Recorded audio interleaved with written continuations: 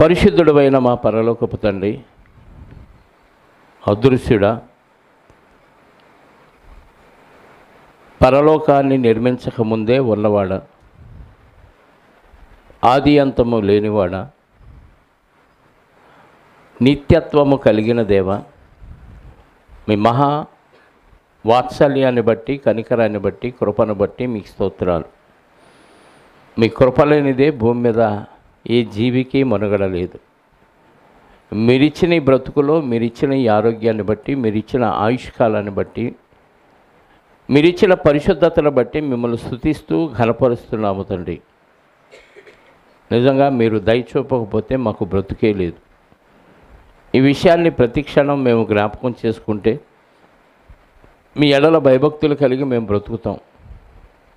దీన్ని పక్కన పెడితే నిర్లక్ష్య వైఖరి వహిస్తూ తండ్రి మీకు దూరస్తులుగా బ్రతికి, లోకానికి సమీపస్తులుగా బ్రతికి, చివరికి శాశ్వత కాలం మీకు దూరంగా వెళ్ళిపోయే దుస్థితిలోనికి మా బ్రతుకులు ఉంటాయన్న విషయం మీ వాక్యం ద్వారా మాకు అర్థమైంది. మీ వాక్యం మీ పిల్లల హృదయాల్లో నాటనివ్వండి.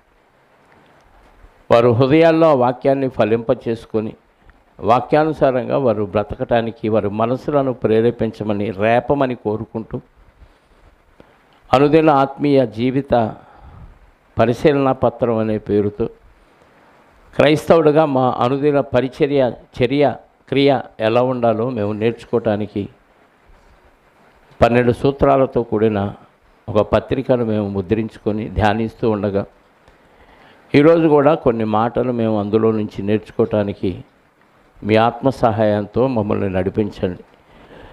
వినగలిగే చెవులు, గ్రహించగలిగే హృదయాన్ని మీ పిల్లలైన మా అందరికీ అనుగ్రహించి తద్వారా మీరే మహిమ, ఘనత, ప్రభావాలు పొందుకొనమని కోరుకుంటూ మా రక్షకుడు నీ ప్రియకుమారుడైన యేసుక్రీస్తు వారి పరిశుద్ధమైన నామములో ప్రార్థించి అడిగి వేడుకొనుచున్నాను పరలోకపు తండ్రి, ఆమేన్.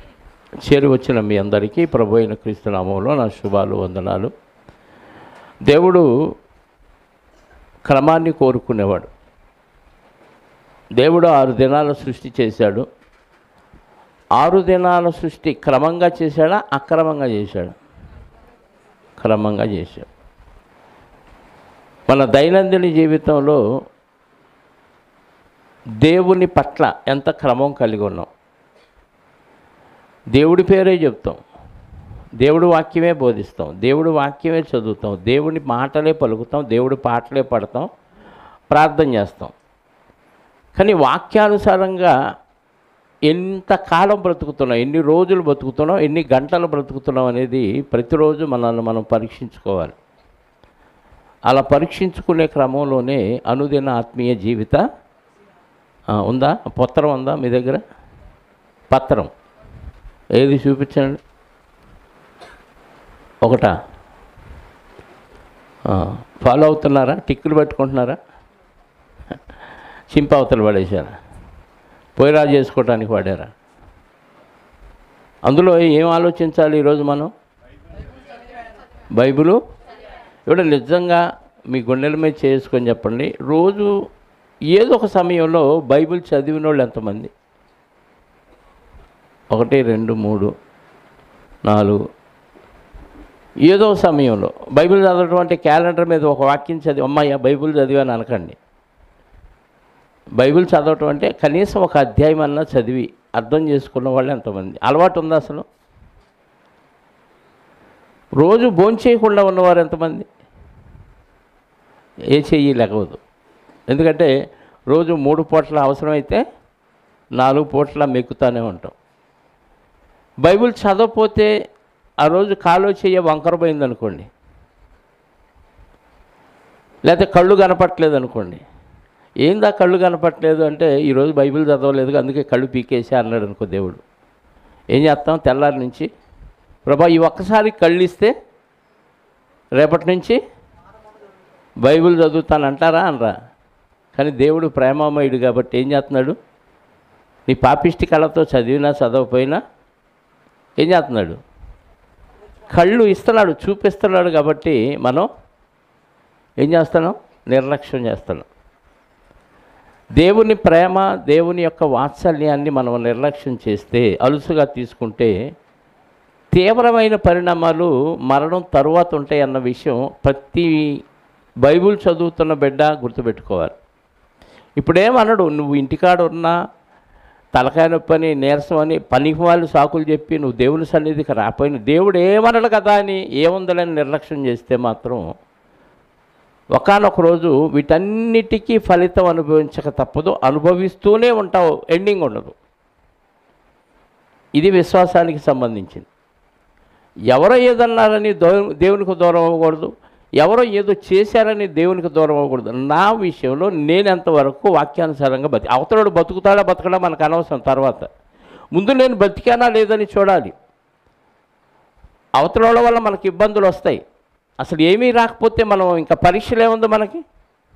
ఎవరు ఇబ్బంది పెట్టలేదు అనుకోండి మనల్ని, మనం పర్ఫెక్ట్గా ఉంటాం. ఎవరైనా గిల్లితే కదా మనం ఏడుస్తామా ఏడమో తెలిసేది. ఎవరు ఏం పెట్టలే, అందరూ మంచిగా ఉంటున్నారు మనతో. ఇప్పుడు మన ప్రవర్తన ఎలా ఉంటుంది? ఆటోమేటిక్గా మంచిగా ఉంటుంది. ఎవడో ఏదో శోధన పెడితేనో, ఎవడో ఏదో టెంప్ట్ చేస్తేనో, ఎవరో ఏదో ఇరికిస్తేనో మనం ఏమవుతాం? దానికి రివర్స్ అయిపోతాం. అప్పుడు మన భక్తి బయటపడింది. అప్పుడు మనం అక్రమం చేస్తాం. క్రమంగా ఉంటున్న మనం అక్రమం ఎప్పుడు చేస్తాం? ఎవరో ఏదో మన ఇళ్ళ తేడా చేస్తే అప్పుడు మనం అక్రమం చేస్తాం. అందుకే అక్రమము చేయవారులారా అంటే క్రమం కాదా? వాక్యానుసారంగా లేకపోతే నువ్వు చేసేది అక్రమే. అక్రమార్కుల్ని దేవుడు ఆయన సన్నిధికి రానివ్వడు. అక్రమార్కుల్ని దేవుడు తన సన్నిధికి రానివ్వడు, దూరంగా పెడతాడు. అక్రమార్కుల్ని దేవుడు ఎంత దూరంగా పెడతాడు? నరకం అంత దూరంగా పెడతాడు.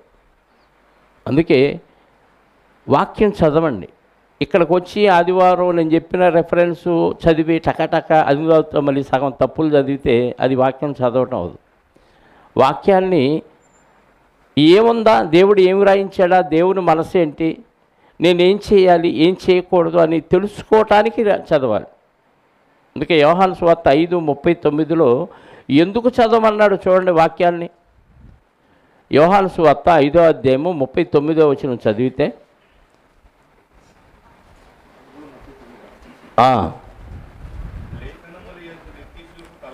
ఏంటంట?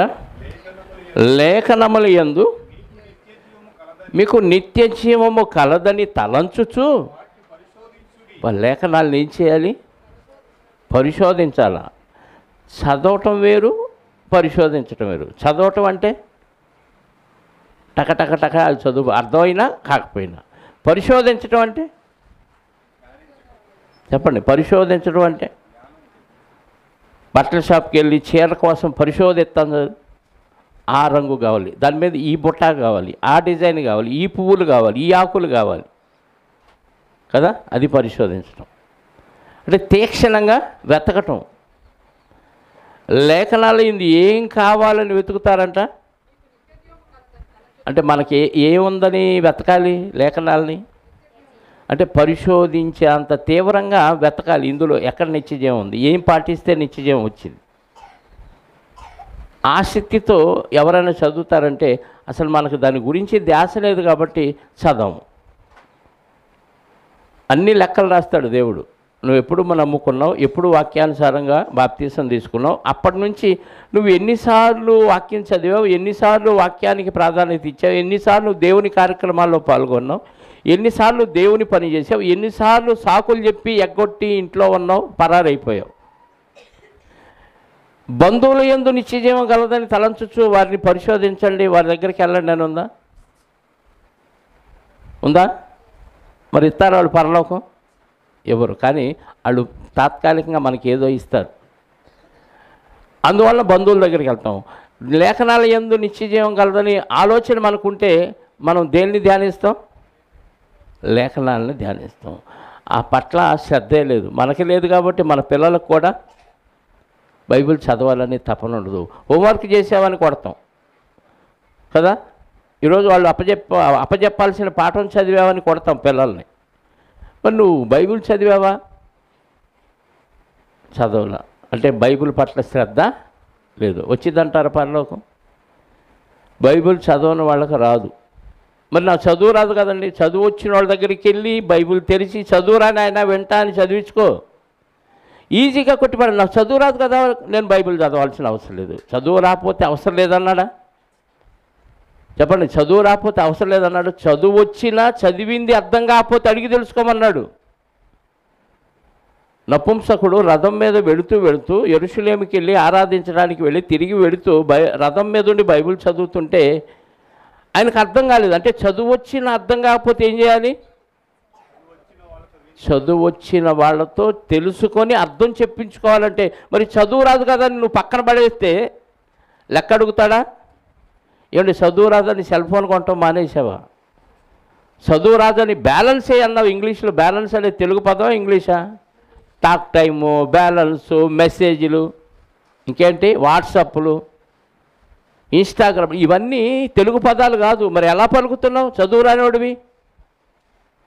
ఆసక్తి ఉంది కాబట్టి, వాటి మీద శ్రద్ధ ఉంది కాబట్టి ఏం చేస్తున్నావు? నేర్చుకుంటున్నావు. అడిగి అరే ఇదేంటిరా అని అడిగి తెలుసుకొని నేర్చుకొని పాటిస్తున్నావు. మరి బైబిల్ అది నేర్చుకోకపోయినా మనకు వచ్చిన నష్టం ఏమీ లేదు. ఏదో కాసేపు అక్కడ కూర్చుంటే ఆయన ఏదో వాగేస్తాడు, అలా విన్నట్టుగా నటించి వెళ్ళిపోతే చాలు అనుకుంటావు. నిన్ను నువ్వు మోసం చేసుకుంటున్నావు అలా ఉండటం వల్ల.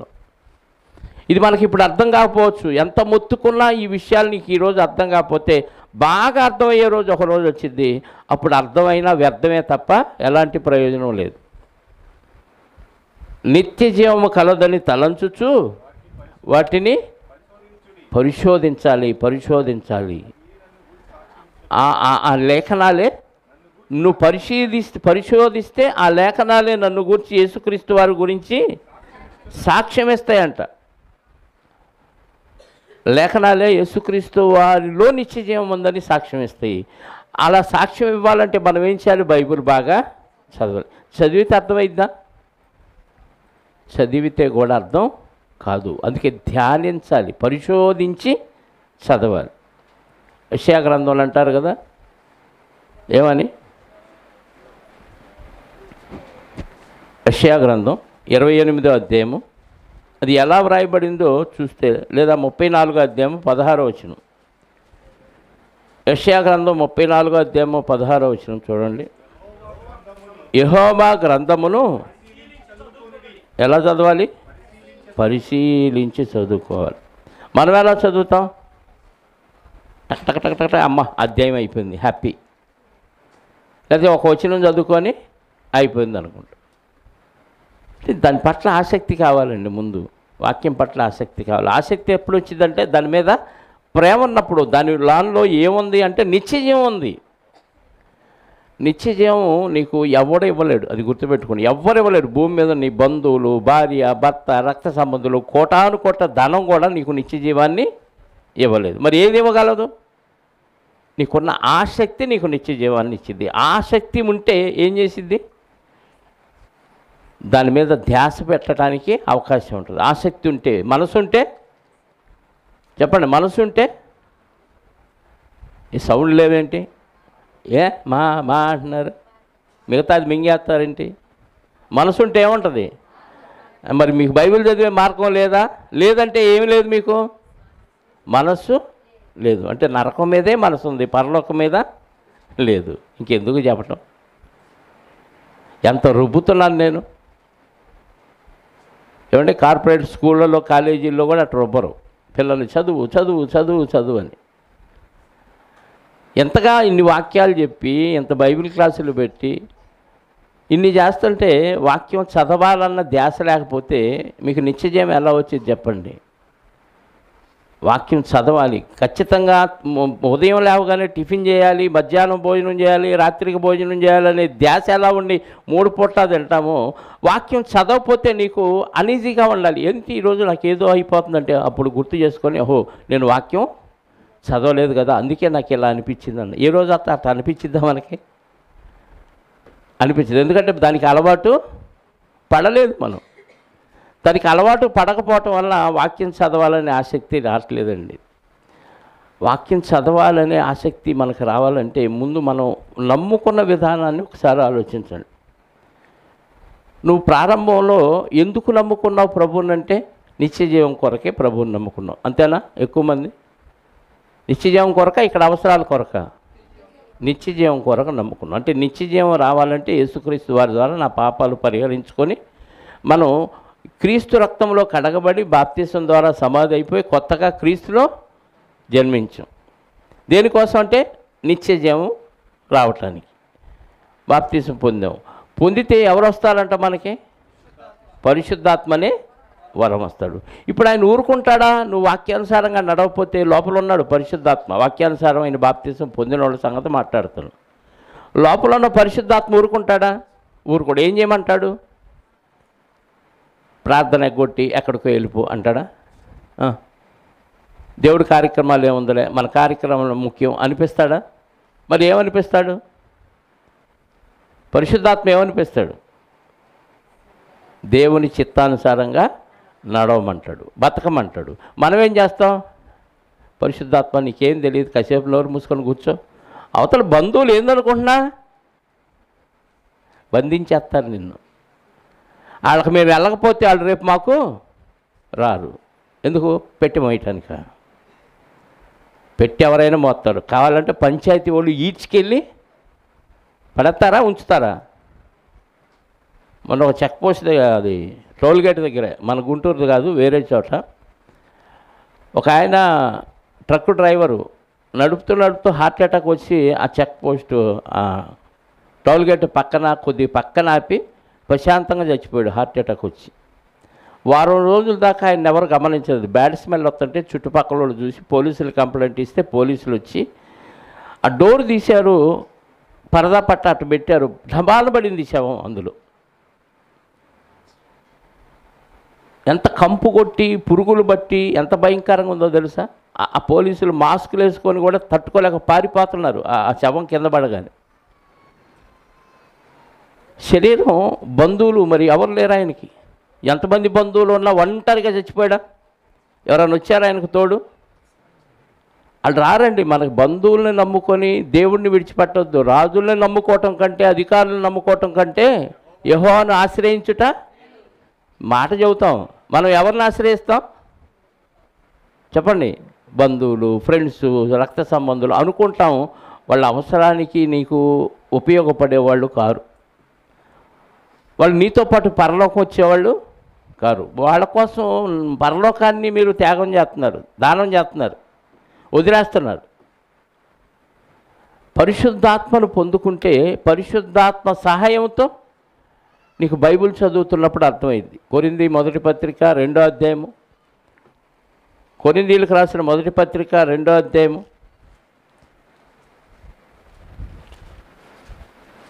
10వ వచనం నుండి చదువుదాం.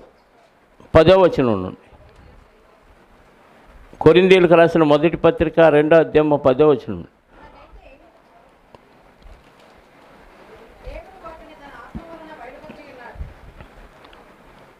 దానికి ముందు వచనం అమ్మ, కొరింథీ మొదటి పత్రిక 2వ అధ్యాయము 10వ వచనం. మనకైతే దేవుడు వాటిని తన ఆత్మ వలన బయలుపరిచి, మనకైతే అంటే విశ్వాసులైన వారికి ఆత్మ సహాయంతో ఏం చేస్తాడు? బయలుపరుస్తున్నాడు. ఆ ఆత్మ అంటే పరిశుద్ధాత్మ మనలో ఉన్నాడు కాబట్టి ఆ ఆత్మ అన్నిటినీ దేవుని మర్మములను కూడా పరిశోధించుచున్నాడు. అంటే మనం ఎవరి సహాయంతో లేఖనాలను పరిశోధించాలి? ఆత్మ సహాయంతో. ఎందుకంటే పరిశుద్ధాత్మ కూడా దేవుని మర్మాలని పరిశోధిస్తున్నాడు మనలో ఉండి. ఆ ఆత్మ అన్నిటినీ దేవుని మర్మములను కూడా పరిశోధించుచున్నాడు. ఒక మనుష్యుని సంగతులు అతనిలోనున్న మనుష్యాత్మకే తప్ప, మనుష్యాత్మకే కానీ మనుషుల్లో మరి ఎవరికి తెలియను? నాలో ఉన్న విషయాలు మీకు తెలుసా? నేను చెప్తే తెలుసు. లేకపోతే వేరేది చెప్పి లోపల ఒకటి పెట్టుకున్నాను అనుకో, మీరు దాన్ని గ్రహించలేరు.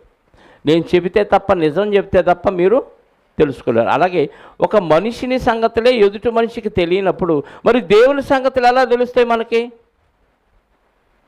దేవుడు చెప్తే తెలుస్తాయి. దేవుడు డైరెక్ట్గా వచ్చి చెప్తాడా? లేదు. మరి ఎలా చెప్తాడు? వ్రాయబడిన సంగతులు ఆత్మ సహాయముతో తెలియజేస్తాడు. అదే చెప్పాడు కింద. అలాగే దేవుని సంగతులు దేవుని ఆత్మకే కానీ మరి ఎవరికీ తెలియదు. దేవుని సంగతులు ఎవరికి తెలుసు అంట? దేవుని ఆత్మకే తెలుసు, మనుషుల్లో ఎవరికి తెలియదు. కాబట్టి మనం ఏం చేయాలి? చదవండి. దేవుని వలన మనకి బాప్తీసం ద్వారా దయచేయబడిన వాటిని తెలుసుకొనుటకై మనము లోక సంబంధమైన ఆత్మను కాక, లౌకిక ఆత్మ అంటే లోక సంబంధమైన ఆత్మ అంటే దురాత్మను కాక, లేదా మన ఆత్మతో కాక దేవుని యొద్ద నుండి వచ్చు ఆత్మను పొంది ఉన్నాము. అంటే పరిశుద్ధాత్మను పొంది ఉన్నాం. నీ సొంత ఆత్మతో నువ్వు ధ్యానం చేస్తే నీకు అర్థం కాదు. మరి ఎవరి సహాయంతో వాక్యం చదివితే అర్థమైంది? పరిశుద్ధాత్మ సహాయంతో వాక్యం చదివితే మనకు అర్థమైంది. అంటే వాక్యం చదవటానికి ముందు ప్రార్థన చేసుకొని నీ ఆత్మ సహాయంతో నాకు అది అర్థమయ్యేటట్టు చెయ్యయ్యా అని కూర్చొని చదివితే, ధ్యానిస్తే అప్పుడు అర్థమైంది వాక్యం. పాస్టర్ గారు చదవమన్నాడు కాబట్టి ఆయన గోలు తట్టుకోలేక ఒక వాక్యం చదువుదామని కూర్చుంటే అర్థం కాదు, వ్యర్థమే. అందుకే ఆ పత్రంలో రోజు చదివానా లేదనేది టిక్కు పెట్టుకో. ఎలా చదివానా కూడా టిక్కు పెట్టుకోండి. ప్రార్థన చేసి ఆత్మ సహాయాన్ని కోరుకొని చదివానా, మొక్కుబడిగా చదివానా. ఆత్మ సహాయంతో చదివితే దేవుని మర్మాలన్నీ ఆత్మ ఏం చేస్తా అంట? తెలియచేస్తాడు, బయలుపరుస్తాడు. మనుష్య జ్ఞానము నేర్పు మాటలతో కాక ఆత్మ సంబంధమైన సంగతులతో సరిచూచుచు ఆత్మ నేర్పు మాటలతో వీటిని గూర్చియే మేము అంటే మనుషులు చదివి సొంతగా అర్థం చేసుకొని చెప్పే మాటలు కాదంట.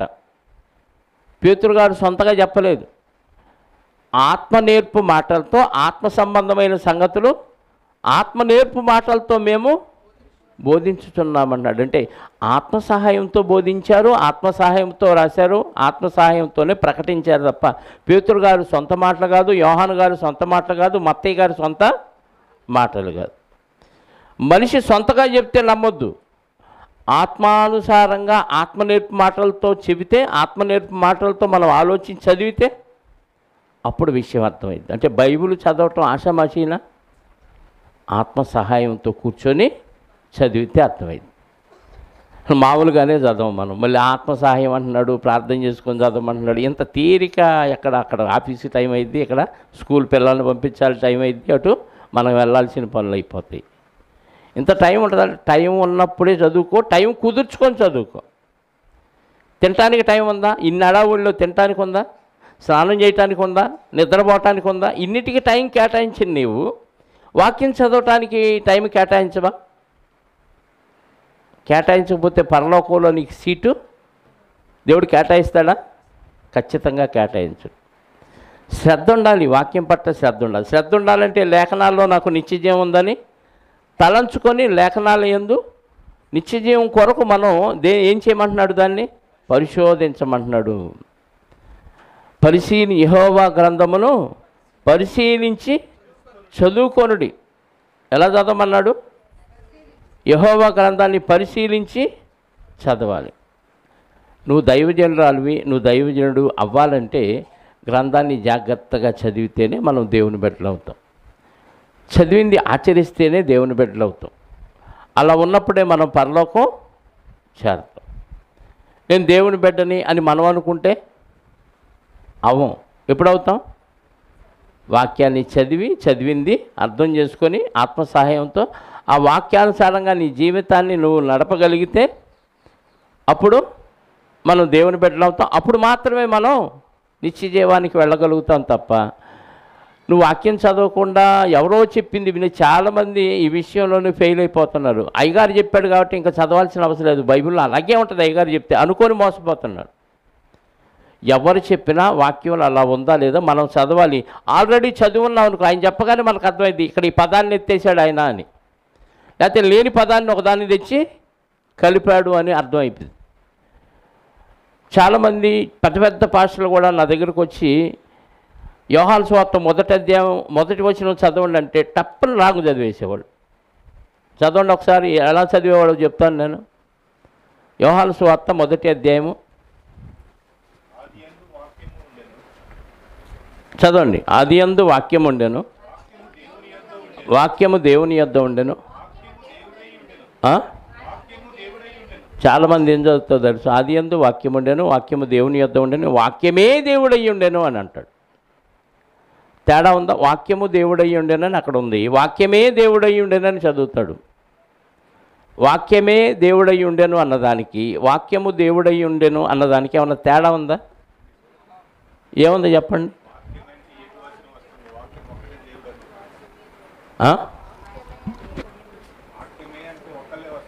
వాక్యము దేవుడై ఉండేనంటే దేవుడు ఉన్నాడు, దేవుని దగ్గర దేవుడై ఉన్న వాక్యం ఉన్నాడు అని అర్థం. అంతేనా? వాక్యమే దేవుడై ఉండేనంటే ఇంకా దేవుడు లేడు, వాక్యమే దేవుడు. అర్థం మారిపోయిందా? అంత తేడా ఉంది. ఒక పల్లెగా ఇచ్చింది, కొమ్మెత్తేసి ఈ కొమ్ము తీసుకెళ్ళి పైన తగిలిచ్చాడు. ఏమైంది?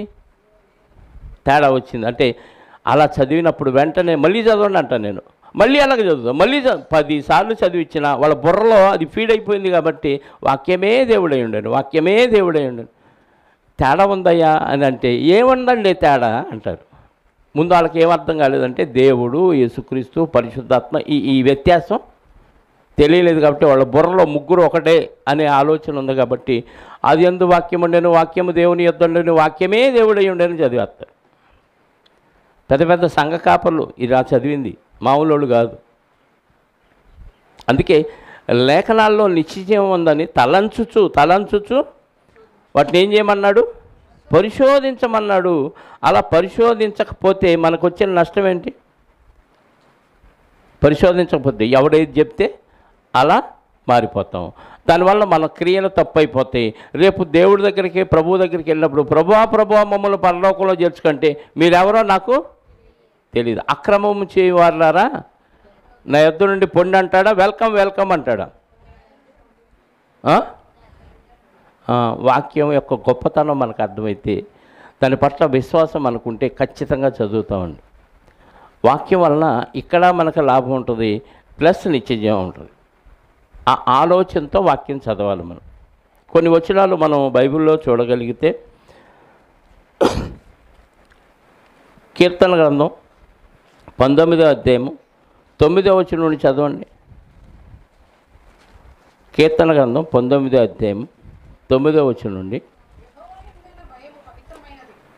కీర్తన గ్రంథం 19వ అధ్యాయము. యెహోవా యందైన భయము పవిత్రమైనది, అది నిత్యము నిలుచును. యెహోవా న్యాయ విధులు ఎలాంటివి? సత్యమైనవి. అవి కేవలము న్యాయమైనవి. అవి బంగారు కంటెను, విస్తారమైన మేలిమి బంగారము కంటెను, కోరదగినవి. తేనె కంటెను, జుంటి తేనె దారుల కంటెను మధురమైనవి. వాటి వలన నీ సేవకుడు హెచ్చరిక నొందును. వాటిని గైకొనుట వలన గొప్ప లాభము కలుగును. తన పొరపాటులు కనుగొనగలవాడెవడు? ఎవడు లేడు. నేను రహస్యముగా చేసిన తప్పులు క్షమించి నన్ను నిర్దోషినిగా తీర్చుము. అంటే వాక్యం వలన ఏంటంట లాభం ఆయనకి? దేవుని వాక్యం ఎలాంటిదంట? యెహోవా యందైన భయము పవిత్రమైనవి, అది నిత్యము. వాక్యం చదివితే దేవుని భయం వచ్చింది మనకి. ఆ దేవుని భయం కొద్దిసేపు ఉండిపోయిద్దా? నిత్యం ఉంటుందా? నిత్యము ఉంటుంది. ఉందా? నిత్యం ఏడ ఉంది చెప్పండి? ఉంటే ఆలస్యంగా తగలబడతారు ఎవరైనా ఇక్కడికి? చెప్పండి. భయం ఉందా? ఉందని నోటితో అంటాం, కానీ క్రియల ద్వారా ఏం చూపిస్తున్నాం? అస్సలు భయం లేనట్టుగా కనపడుతున్నాం. శ్రద్ధ లేదు. మందిరం కానీ, దేవుని సన్నిధి కానీ, ప్రార్థన కానీ, వాక్యం కానీ.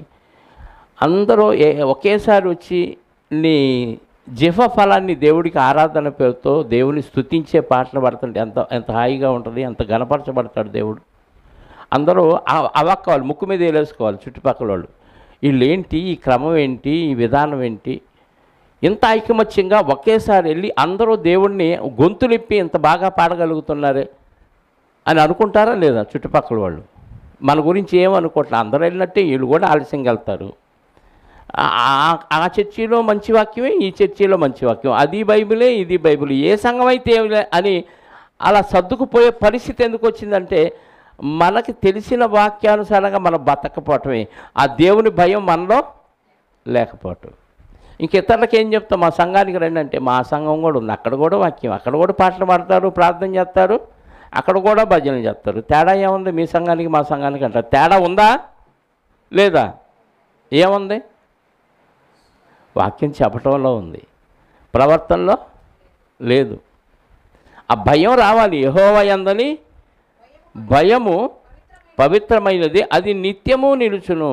యెహోవా న్యాయ విధులు సత్యమైనవి, అవి కేవలము అంటే దేవుడు మనకి చెప్పిన పనులు. న్యాయ విధులు అంటే మనం ప్రవర్తించవలసిన విధానం ఎలాంటివంట? సత్యమైనవి అంటే మంచివి, కరెక్టు. దేవుడు న్యాయం చెప్తే మనం అన్యాయం చేస్తే అది అసత్యమైనవి. దేవుని న్యాయ విధులు సత్యమైనవి, అవి కేవలము న్యాయమైనవి, అవి బంగారు కంటెను విస్తారమైన మేలిమి బంగారము కంటెను. నిజమేనా? 1000 రూపాయలు ఇస్తానంటే పరిగెత్తాం మందిరం వదిలి. బంగారం ఇస్తానంటే ఓ పక్క బంగారం పెట్టి ఇటు పక్క వాక్యం పెడితే ఏది కోరుకుంటాం? బంగారం దాకెందుకులే, అక్కడ ఏదో పాపం భక్తుడికి అంత గొప్పగా కనపడింది కాబట్టి వాక్యం. విస్తారమైన మేలిం బంగారం, విస్తారం అంటే ఎంతో బంగారం. ఏం బంగారం మళ్ళీ అంటే 22 24 క్యారెట్ల మేలిం బంగారం అంటే 24 క్యారెట్లు మేలిం బంగారం. ఇంకొందా దానికంటే గొప్పది? దానికంటే కూడా ఏం కావాలంట ఆయనకి? వాక్యం కావాలంట. మనకి 100 రూపాయలు పక్కన పెట్టి ఈరోజు చర్చికి వెళ్ళబాకంటే చెప్పండి 100 పోయిద్ది నీ బొంద మీద పెట్టుకొని. బొంద అంటే మళ్ళీ కట్టండి శవం.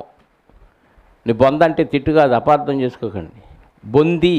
బొంది అంటే నా బొందిలో ప్రాణం ఉండగా అంటాం. అంటే అర్థం ఏంటి? నీ శరీరంలో ఆత్మ ఉన్నప్పుడు అని అర్థం. బొంది అనగానే శరీరం, దాన్ని బొందగా మార్చారు అంతే. 100 రూపాయలకి ఏం చేస్తాం మనం? వాక్యాన్ని వదిలేసి పక్కకి వెళ్ళిపోతాం. అంటే వాక్యం పట్ల మనకి నిర్లక్ష్య వైఖరి, దేవుడంటే పూర్తిగా భయము భక్తి లేకపోవటం. అందుకే వాక్యం చదవం మనం. మేలిం బంగారం కంటేనే, విస్తారమైన మేలిం బంగారం కంటేనే వాక్యం కోరదగినది, తేనె కంటేను. మనం తేనె కంటే పెట్టడం కంటే దమ్ బిర్యానీ కంటే కూడా చెప్పండి ఏది మధురం? చెప్పాలి. దమ్ బిర్యానీ మధురమా, వాక్యం మధురమా? ఇక్కడ ఏం వాక్యం లేదు. ఈరోజు అందరికీ దమ్ బిర్యానీ పెడతామని మైకులో ప్రకటన చేయండి. ఎంతమంది వస్తారు? అసలు భోజనాలు లేవు, టిఫిన్ లేవు, ఏమి లేవు, ఓన్లీ వాక్యం ఉంటుంది. మీరు ఏది కోరుకుంటారో రెండంటే వాక్యమే ఉంటే పలసగా ఉంటాం, చెదురు ముదురు జల్లుల్లాగా. దమ్ బిర్యానీ ఉంటే తుఫానుకు వచ్చి చూడు, కుంభవృష్టి వర్షం, అలా ఇసుకెత్తే రాలదు ఇక్కడ. అంటే ఏది కోరుకుంటున్నారు? ఆయనకు తేనె ఇష్టం, తేనె కంటే వాక్యం పెద్ద మధురమైంది కాదు అన్నట్టు మనకుంటుంది. ఆయనకేమో తేనె కంటే వాక్యమే మధురమైనది అంటున్నాడు. వాటి వలన నీ సేవకుడు హెచ్చరిక నొందును. అంటే వాక్యం వలన మనకేమి రావాలి? హెచ్చరికలు రావాలి. పాస్టర్ గారు నన్ను హెచ్చరించాడు, గద్దించాడు, నేను వాక్యమే చెబుతా. ఎవరి మీద పగాద్వేషాలు ఉండవు నాకు. వాక్యము ఏం చేసింది నిన్ను? అంటే నువ్వు చేసే తప్పని చెప్పిద్దా? నన్నన్నారని పొడుచుకొస్తే నువ్వు వాక్యాన్ని కూడా తిరస్కరిస్తున్నావని అర్థం. డాక్టర్ గారు పొడుస్తాడండి, నేను వెళ్ళనంటే ఎందుకు పొడుస్తాడు? నీ రోగం కుదర్చడానికి. నీకు పాపం అనే రోగం పట్టింది, దాన్ని కుదర్చాలంటే వాక్యంతో హెచ్చరిక చేయాల్సిందే. నాకు వద్దు అన్నావు అనుకో, నీకు బాగుపడే లక్షణం లేదన్నారు. అంటే ఇవన్నీ నువ్వు వాక్యం చదువుతుంటే నీకు అర్థమైంది. నిన్ను హెచ్చరిక చేసింది వాక్యం, లేదా వింటంటే హెచ్చరిక చేసింది. చదివినా విన్నా నీకు వాక్యం హెచ్చరిక చేసింది. అంటే నువ్వు చేసేది తప్పు, నువ్వు చేసేది రైటు అని వాక్యంతో నిన్ను హెచ్చరిక చేసి నిన్ను సరి చేసేది వాక్యం. ఆ భక్తుడికి అర్థమైపోయింది, నీ వాక్యము నన్ను హెచ్చరింపజేస్తుంది. వాటిని ఆ వాక్యం హెచ్చరికలను నేను తీసుకోవటం, స్వీకరించటం వలన నాకు గొప్ప లాభం, ఇంకేం అంతకంటే లాభం లేదా? లేదు, ఇదే గొప్ప లాభం. ఎందుకంటే ఈ లాభం పరలోకం దాకా చేరుస్తుంది నన్ను.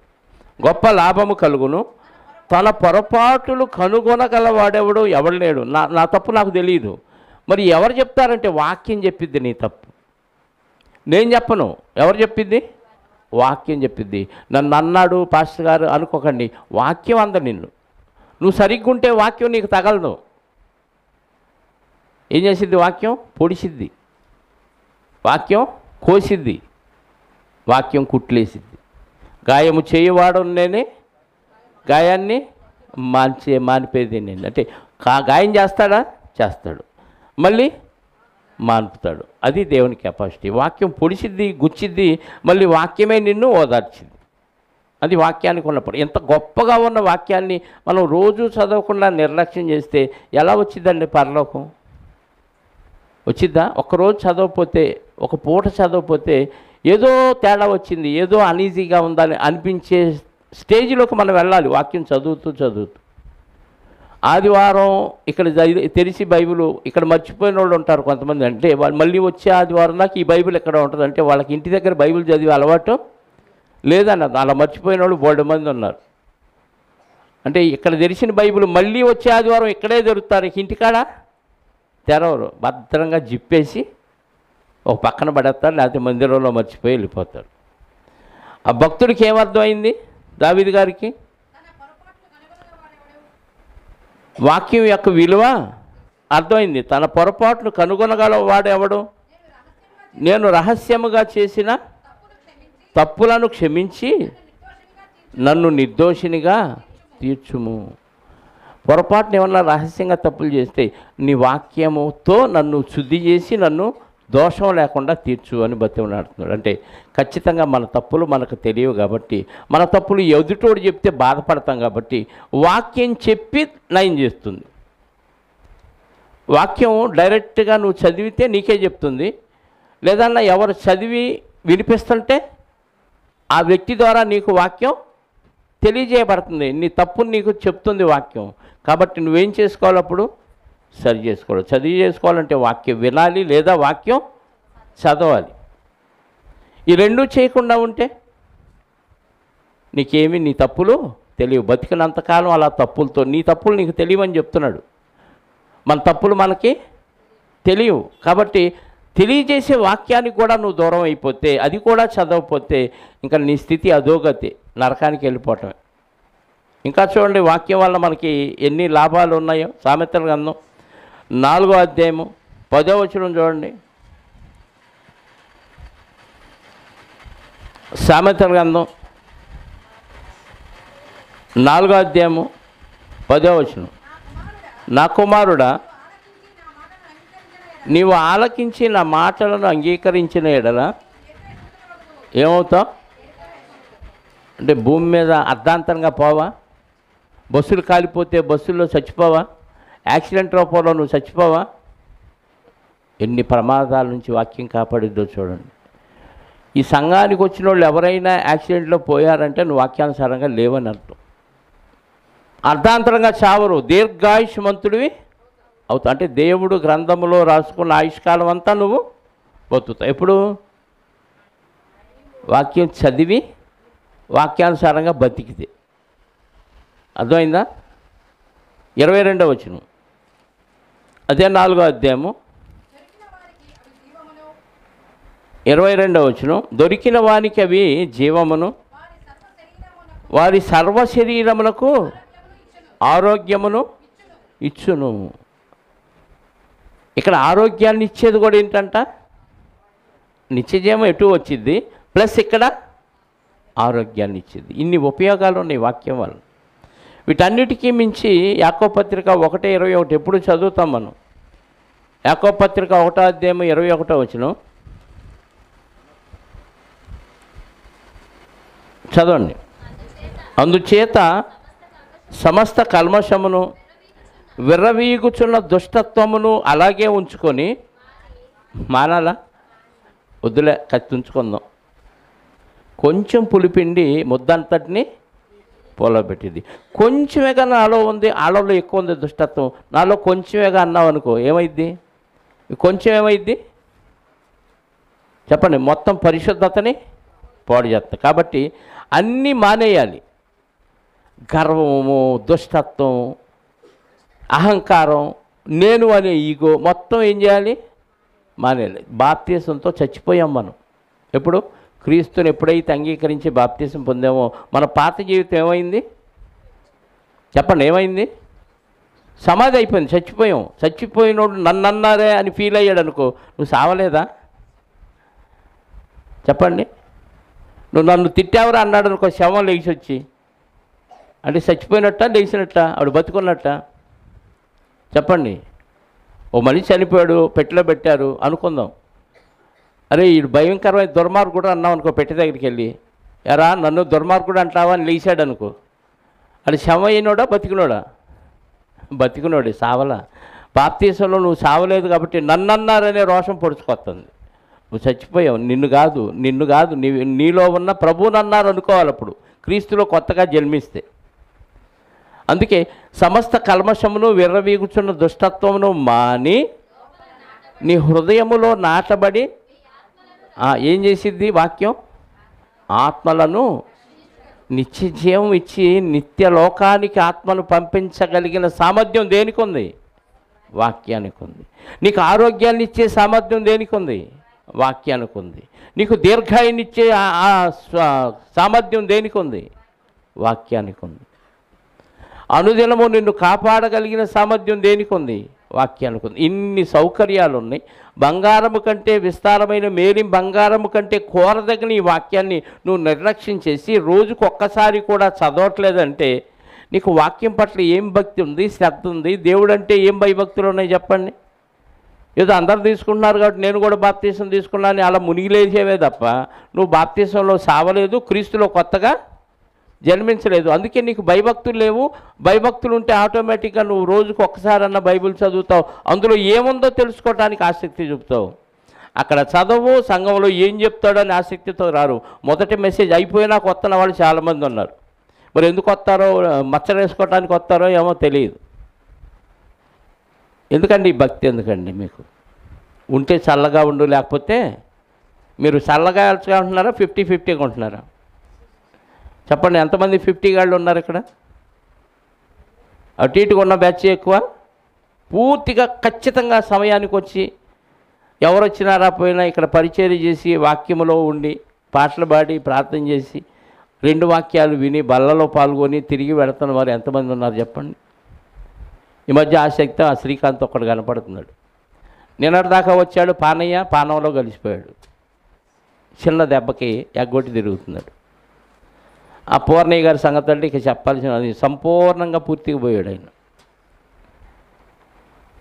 అడిగి తీసుకున్నారు బాప్తీసం, అది విచిత్రం.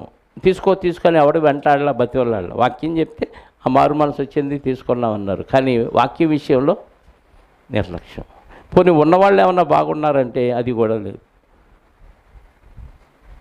ఉంటారా? పక్కెళ్ళిపోతారు. ఆలోచించి నిర్ణయం తీసుకోండి. మీరే బయటికి పరిచర్యకి రారు, కుటుంబ ప్రార్థనకు రారు. తిన్నామా, పడుకున్నామా, లేచామా, పనికి వెళ్ళామా, వచ్చామా, వండుకున్నామా, తిన్నామా, ఇది తప్ప దేవుడు, భక్తి, ప్రార్థన ఏమీ కనపడలేదు. సమస్య లేకుండా ఎవరికి అందరికీ సమస్యలు ఉన్నాయి. సమస్య లేని వాళ్ళు ఎవరున్నారా?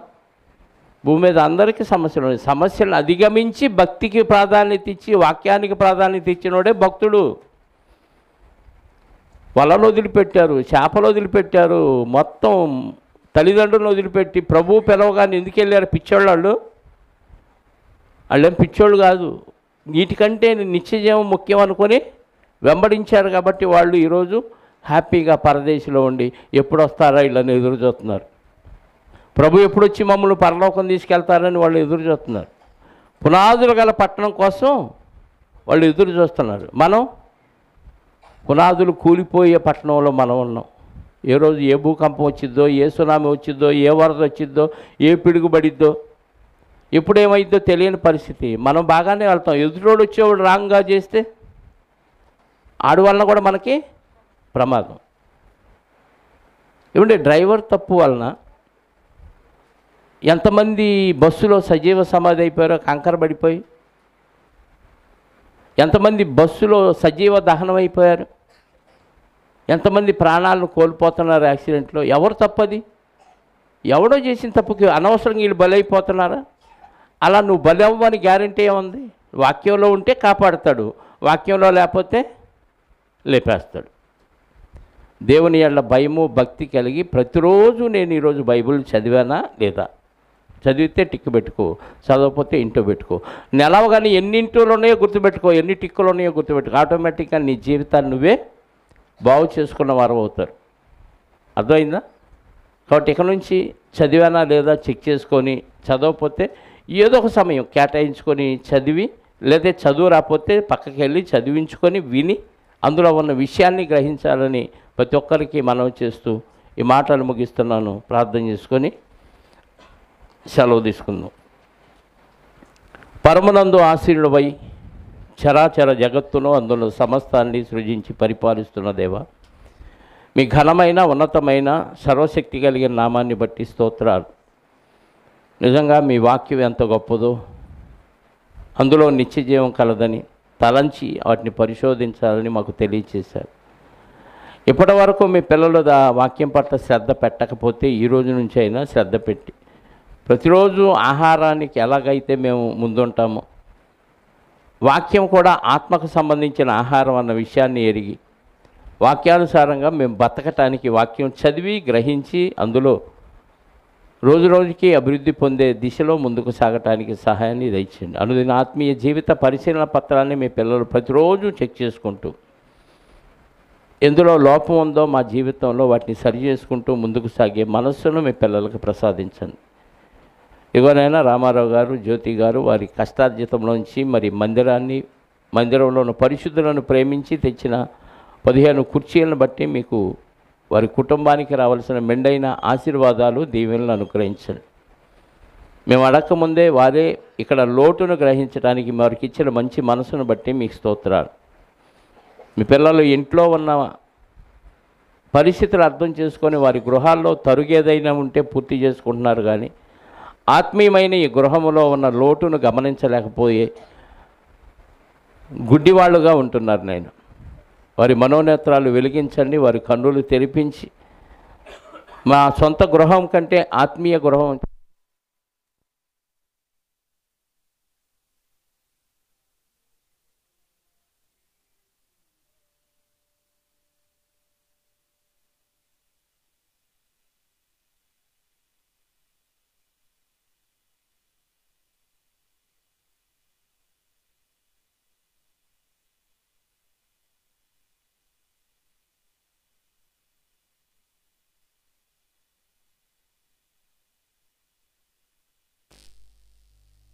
సహాయాన్ని దయచేయమని కోరుకుంటూ తగిన ఫలాన్ని రెట్టింపు ఆశీర్వాదాన్ని ఆ పలహారం అల్పాహారం తెచ్చిన బిడ్డలకు అనుగ్రహించమని మా రక్షకుడు నీ ప్రియకుమారుడైన యేసుక్రీస్తు వారి యొక్క కృతజ్ఞత కలిగిన నామములో ప్రార్థించి అడిగి వేడుకొనుచున్నాను పరలోకపు తండ్రి, ఆమేన్. మనందరి కన్న తండ్రి అయిన దేవుని ప్రేమ, ఆయన ప్రియకుమారుడైన యేసుక్రీస్తు వారి కృప, పరిశుద్ధాత్మ యొక్క అన్యోన్య సహవాసము ఇప్పుడు ఎల్లప్పుడూ సకల పరిశుద్ధులకు సదాకాలము తోడయుండి నడిపించునుగాక. ఆమేన్. అందరికీ యేసుక్రీస్తు నామములో శుభాలు, వందనాలు.